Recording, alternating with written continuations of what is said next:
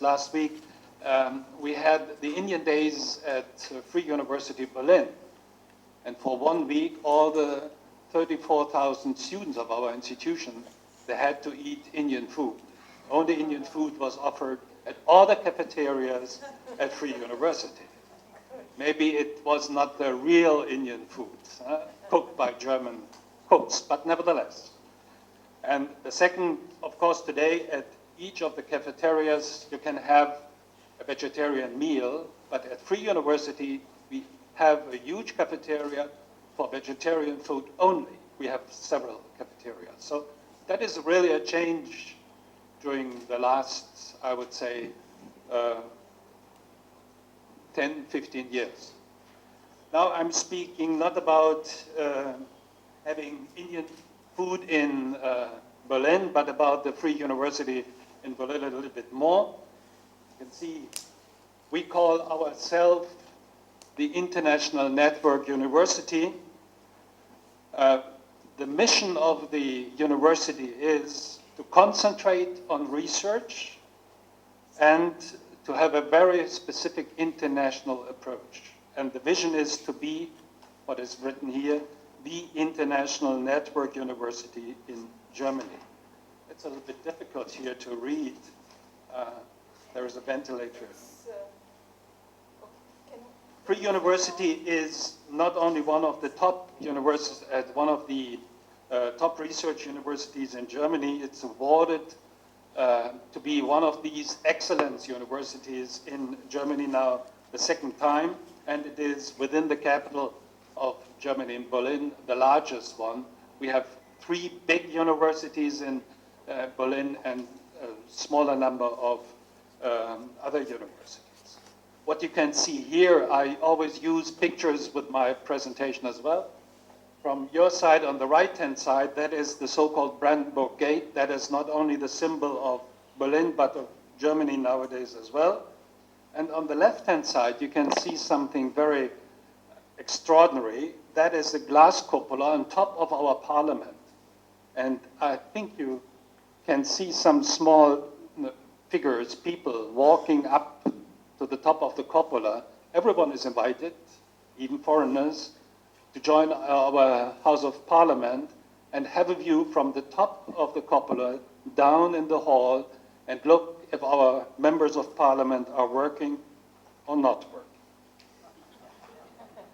Usually it's empty. But we have permanent sessions. We don't have it like here in India, monsoon sessions, budget sessions, and so on and so forth. They are not working in, usually in small groups only. To get an idea about, that is the place where the first atomic fission took place. I mean, that is really a historical place for us, and I think for all scientists. This is the latest building, a new library, which is more or less now, it's called the Brain. If you look from the top on this, on the inside of the library of the building, it has the shape of a brain. It's it's not the library of the university, it's only for languages and, yes, for languages only. And the next is just recently opened, a campus hotel with a center for conferences and so on and so forth. That gives you an idea how Free University is looking from the outside, and in my mind, you can understand an organization or a university only with having some historical background as well. You have to know that 1810, the University of Berlin was founded by Wilhelm von Humboldt. You know, you always heard about the Humboldtian system, I hope so. And from that time on, all the universities worldwide were more or less created, and because they followed the Humboldt system, that is the combination of doing research, learning, and teaching from the very beginning. That is the idyllic scenery, and so it was founded in 1810. 100 years later, 1910, the so-called Kaiser Wilhelm Society, which is named today the Max Planck Society, was founded. And 30 of their research labs were organized in an area where today the Free University of Berlin is located. This university was founded 40 years later, 1948, by students, by the way, because they were protesting against communism, against the Russians who were occupying the eastern part of Berlin, where the University of Berlin was and still is located. Maybe you heard about the students' movement which took place in 1968. Everyone is a 68er, the older ones, me as well. So that was the time when we never studied, but protested from the morning till late night. But we had a career as well. And 30 years later, the unification of Germany took place, and that, of course, happened especially in Berlin. And that created a very interesting situation, because now we had to try to combine the systems of higher education in East Germany, the former GDR, and in West Germany. And to combine it, it was especially a challenge in Berlin. We had, at that time, I was what we call, not you call, it, the chancellor of the technical university in Berlin. So the man who's responsible for the money. I had to sign the checks of the university, so to say. And we had to share, combine and share our budgets, and that was not an easy task.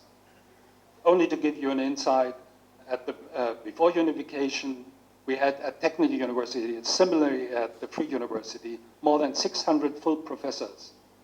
At 10 years later, there were only 330 full professors. And that was, this process was finished in '98, and from that time on, Free universities and the other universities, of course, as well, tried to reorganize and restructure themselves. And the result was a Free University, a very successful one.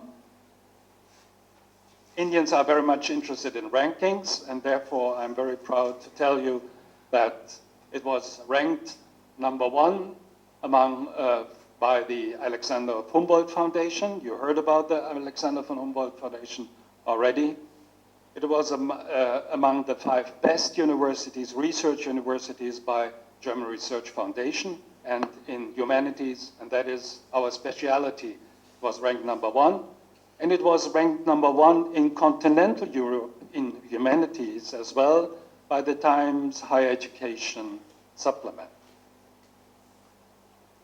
But now I would like to come to some facts and figures. Free University is what we call full-scale research university with more than 100 fields of study. Now we have 420 professors. Not all are full professors. Associate professors are part of this, among these 420 as well. And around 35,000 students. And what is significant, out of these 35,000 students, more than 4,000 are doctorate students. 15% of our students are from abroad, and among the doctorate students, a quarter, 25%. I think these are the most important figures I can deliver on Free Universities. When Free University became so-called University of Excellence, that was not only because we were trying to create an international network university, but we were focusing our research in 5 fields. I don't want to go through the fields, you can see them there. And we applied for special fundings through the German Research Foundation. You see, we got 10 research units, 18 collaborative research centers, 9 research training groups, and one of these 9 is shared with the University of Hyderabad